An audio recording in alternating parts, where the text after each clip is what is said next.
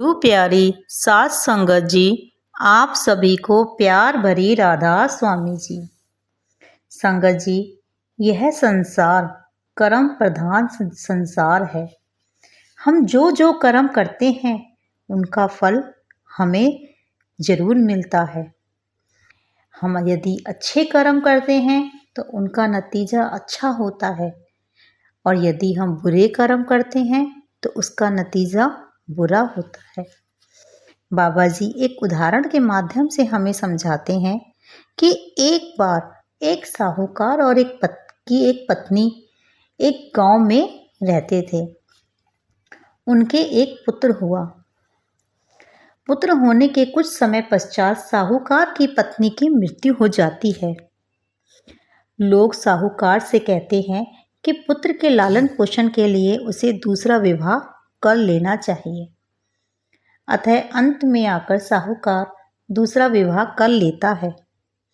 अब दूसरी पत्नी से भी उसको एक पुत्र और प्राप्त होता है, और उसके कुछ समय पश्चात उसकी दूसरी पत्नी की भी मृत्यु हो जाती है।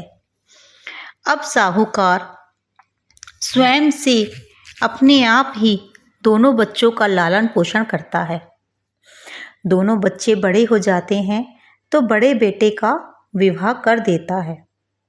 उसके पश्चात साहूकार की भी अब मृत्यु हो जाती है।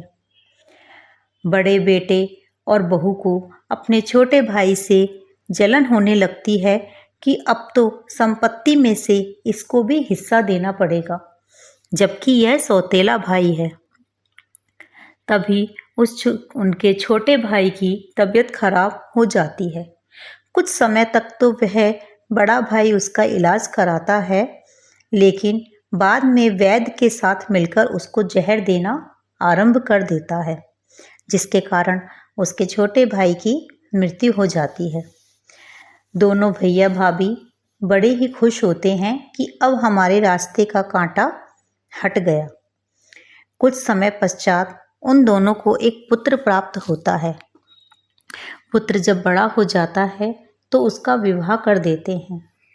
विवाह के कुछ समय पश्चात उनके पुत्र की पत्नी का भी हार्ट अटैक के कारण मृत्यु हो जाती है, और पुत्र भी बीमार रहने लगता है। उसकी बीमारी में वह बड़ा बेटा काफ़ी इलाज करवाता है। उसकी काफ़ी संपत्ति इलाज में चली जाती है।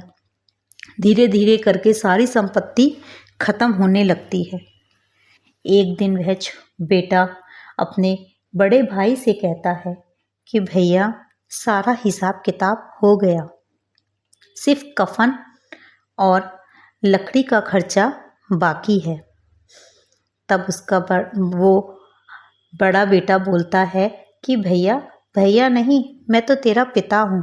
कि नहीं, मैं तुम्हारा वही छोटा भाई हूँ जिसको तुमने वैद्य के साथ मिलकर जहर दिया था, और वो जो वैद्य था वो मेरी पत्नी थी जिसकी हार्ट अटैक के कारण मृत्यु हो गई, और मैं अब तुम्हारा पुत्र बनकर आया था।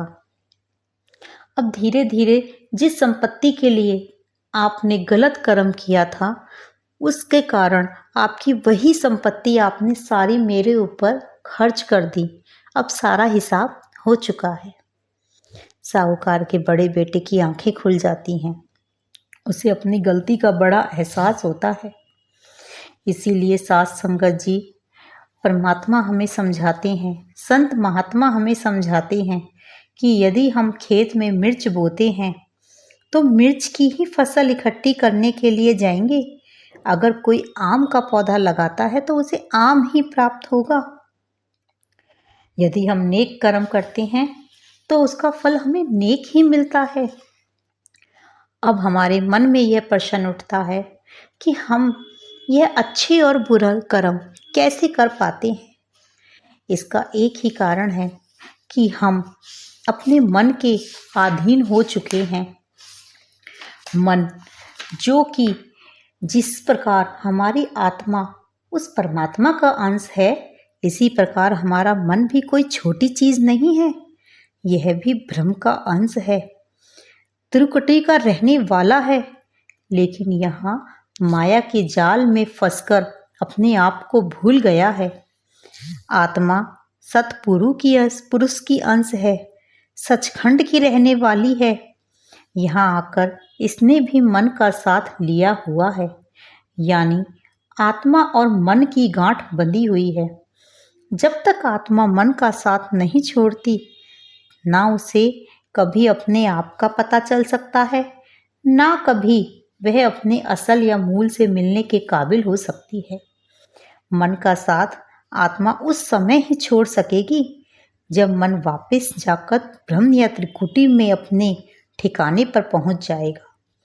हमें जो भी कोशिश करनी है वह आत्मा और मन की गांठ खोलने की करनी है। हमें अपने आप को पहचानना है। वह व्यक्ति निर्मल और पवित्र है जो अपने आप को पहचानने के काबिल बन जाता है। अपने आप को पहचानने का मतलब है हमें मन और माया के दायरे से पार जाना है। जब हमारा मन अपनी त्रिकुटी पर वापस पहुंच जाएगा तो आत्मा परमात्मा से मिल जाएगी। यह सिर्फ भजन और सिमरन के माध्यम से ही हो सकता है। यदि हम भजन सिमरन करते हैं तो हमारा मन शांत हो जाता है, मन और आत्मा की गांठ खुल जाती है और आत्मा परमात्मा में मिल जाती है। हमारे अच्छे बुरे सभी प्रकार के कर्मों से नाता टूट जाता है। फिर हम जो भी करते हैं वह अच्छा ही होता है, क्योंकि वह हमसे परमात्मा में साथ हमारे खड़ा रहता है। जब परमात्मा साथ रहेगा तो हम कुछ गलत कर ही नहीं सकते। आत्मा कुछ गलत कर ही नहीं सकती। आत्मा से गलत तो उसके मन कराता है, उसकी इंद्रियां कराती हैं। इसलिए साथ संगत जी, हमें भजन सिमरन के माध्यम से अपने आप को पहचानना चाहिए। राधा स्वामी जी। यदि आपको मेरी वीडियो पसंद आई हो तो कृपया लाइक, शेयर एंड सब्सक्राइब जरूर करना जी। राधा स्वामी जी।